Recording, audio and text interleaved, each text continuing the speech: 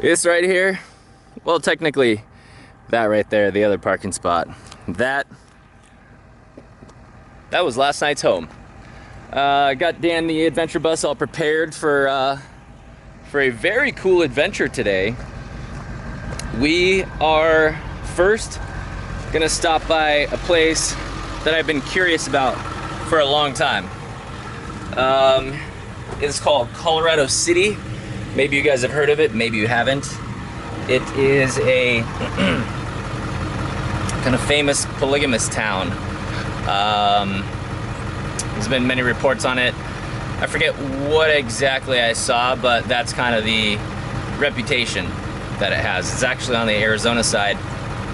By the way, I made it all the way back down to the St. George area last night, and this is all BLM land out here, public property. Colorado City is about 20 miles away, 15-20 miles away to the south.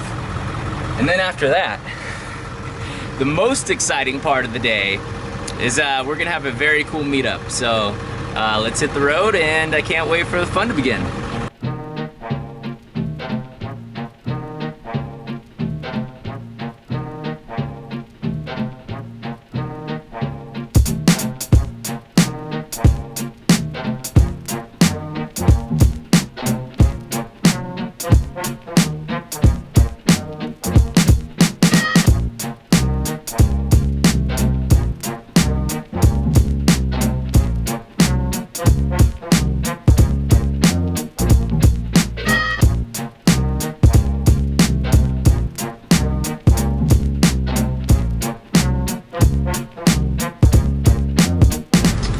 I am inside the mothership here. I am in Colorado City, infamously known for polygamy.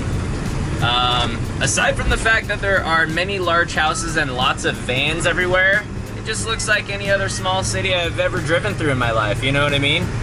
There's an example of a Colorado City resident. They do dress like Little House on the Prairie. You know, those like kind of puffy shoulders and like long dresses and things. But I'm probably such an outsider driving around a gigantic school bus, you know, just kind of passing through town. The only strange thing is there's a lot of unfinished houses in this this town. A lot of houses without what's it called? Siding. So they're just kind of like, I don't know, 3/4 built or half built, but there's a lot of very big houses here. Like that is huge. And there seems to be either multiple units on there, or there are multiple entrances for the different wives. You know, it just looks like the suburbs, like in a small town kind of. Very kind of shy people. When I kind of drive by, like little kids kind of hide and run off and stuff. But yeah, very, very interesting. So right now I'm on a street called Uzona. To my right is Utah, to my left is Arizona. Literally, I'm driving on the border right now.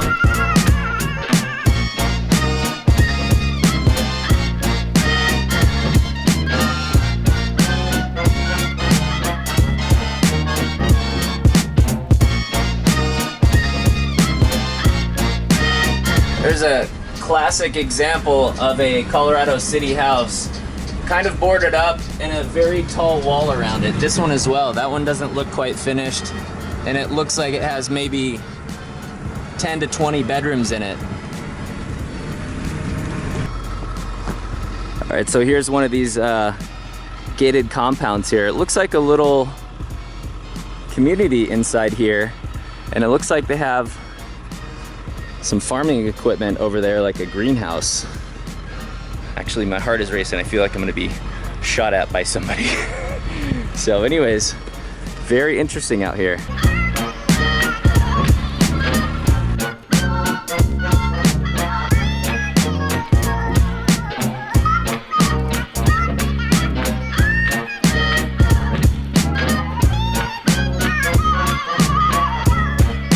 I've now made the turn for Gooseberry Mesa. I need to plug in and see exactly where I am going. But I think the guys are hanging out either up there on that little plateau up there, or a little further up straight and then around the corner. Just a friendly old cow on the road to meet up with the guys. Hello. Hi there. I am part of the way. Ow. Just got hit by a pricker. I'm part of the way. I think the guys are straight ahead over there, but I just wanted to show you.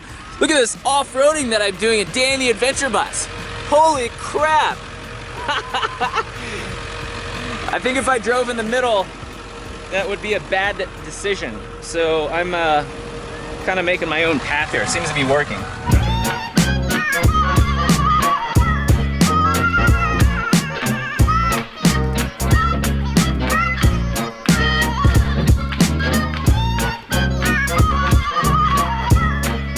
All right, so as you can see,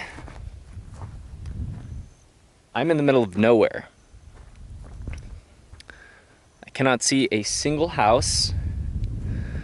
I'm surrounded by rocks, mesas, trees, and sagebrush. And I can't hear a freeway or an airplane. Wait. Yes, I can. Anyways, this is, I guess, the spot that Jamie was at the other day. I guess this is going to be the spot where he is at also today. He had to go to the post office and run a couple errands, so I am all by myself in this magical, magical land.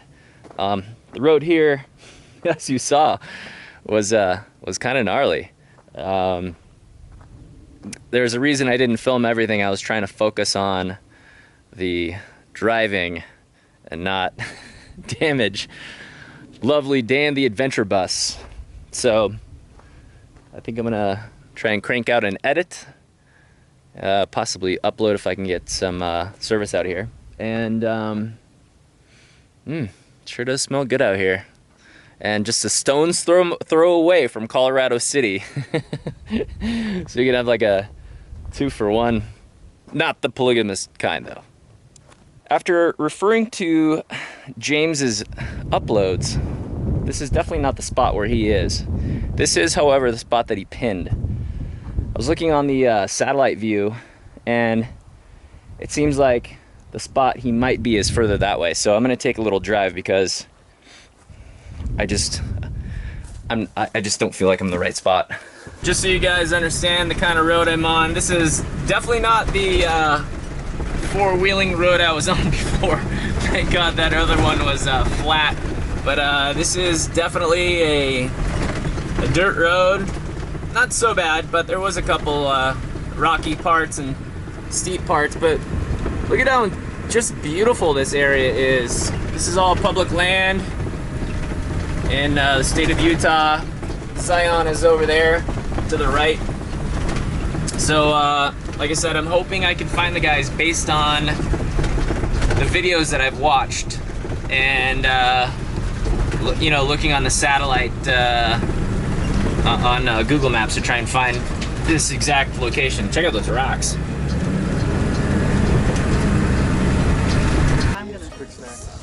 All right, guys.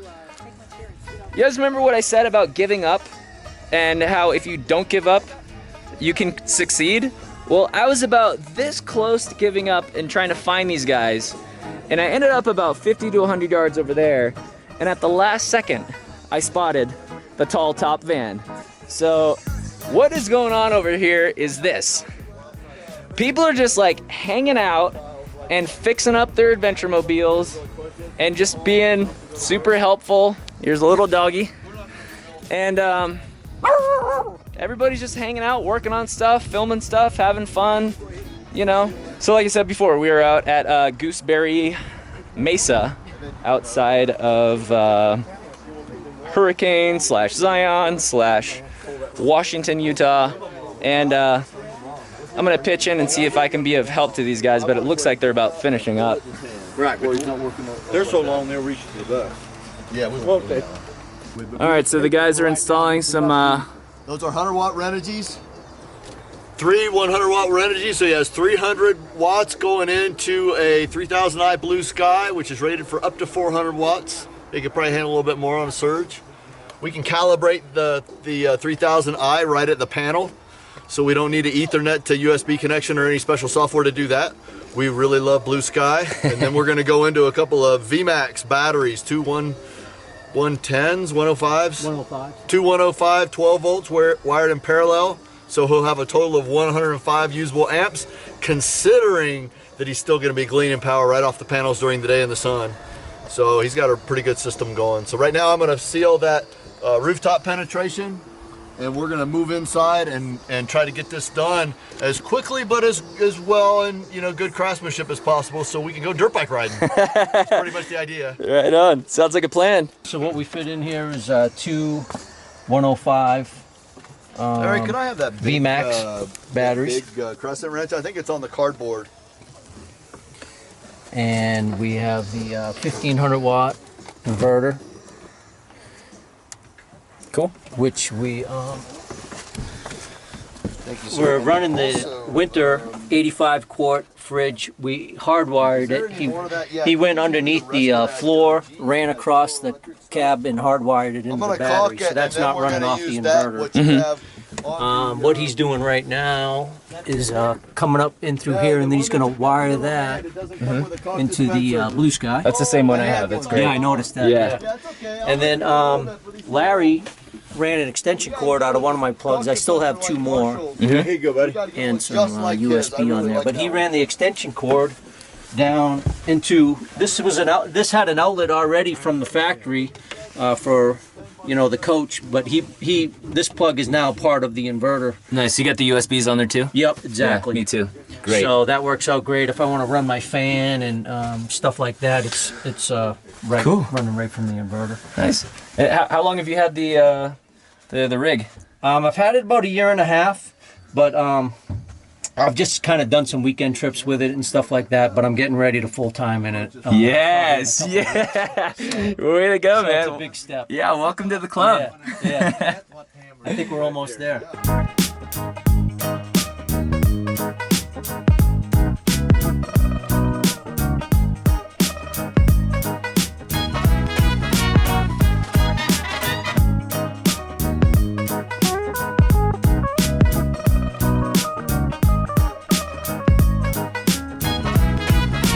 Oh, I think I just found a possible solution for a shower. It looks like we have some kind of pressurized canister, and that is a shower head. So it looks like he is heating up his water while heating up his shower, and it's fully manual, but he has a shower and I don't. So this is Jamie's setup here. This is his rig. We'll get a tour in a little bit, but I just wanted to show you guys all of the adventure vehicles slash homes that are parked out here. What do you think, guys? Should I put a dirt bike on the back of Dan the Adventure Bus? Wouldn't that be fun? That would be super rad. Looks like here is a little dirt bike hauler on the back. That's a pretty good little setup. All right.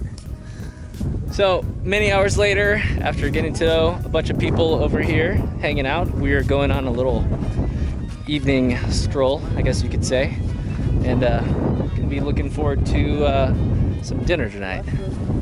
Just less than 90 degrees, and the other one would be the other angle, just about the same.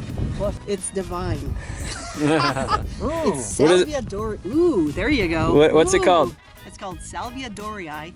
This is the Riders of the Purple Sage. that's This what is they're the talking sage, about. Yeah, not like this. Purple sage, huh? Panama red.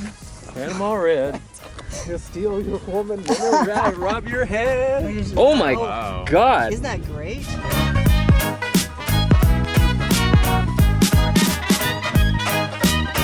This is so awesome. All right, guys, so down below, this is Apple Valley. And where I was earlier this morning was on the far right-hand side. Let me zoom in. The far right-hand side of this little range, that's where Colorado City is. And that's where polygamy is totally normal.